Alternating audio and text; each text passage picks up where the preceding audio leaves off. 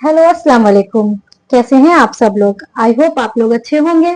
आपने मेरी पिछली 2 वीडियो पे बहुत ही अच्छा रिस्पांस दिया है, इसलिए आज मैं एक नई डिश के साथ आपके लिए लेकर आई हूँ एक नई डिश, चिकन कोफ्ता करी, वो भी मेरे स्टाइल में। चलिए शुरू करते हैं। इसको बनाने का तरीका ये है। 1 केजी चिकन जिसको मैंने बारीक पीस लिया है एकदम एकदम।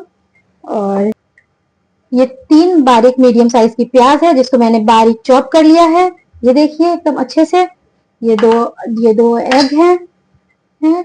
और ये अदरक और हरी मिर्ची को मैंने बारीक चॉप कर लिया है एकदम बारीक। ये 5 टेबल स्पून बेसन है। चलिए इसको जो है ये जो खड़े मसाले हैं इसको ड्राई रोस्ट करना है इसको। चलिए इसको ड्राई रोस्ट करते हैं। खड़े मसाले हैं ये आधा टुकड़ा नारियल का है। इसमें 2 टेबल स्पून खसखस है। 8 से 10 इलायची है, छोटी इलायची है। इधर 8 से 10 लौंगे हैं। 1 टुकड़ा जावित्री है। 2 टेबल स्पून जीरा है। चलिए इसको ड्राई रोस्ट कर लेते हैं। तवा गर्म हो चुका है। पहले हम नारियल डाल के रोस्ट कर लेते हैं। नारियल में अच्छा सा कलर आ जाना चाहिए। नारियल में बहुत अच्छा सा कलर आता है जब तक के नारियल को रोस्ट करना है तब।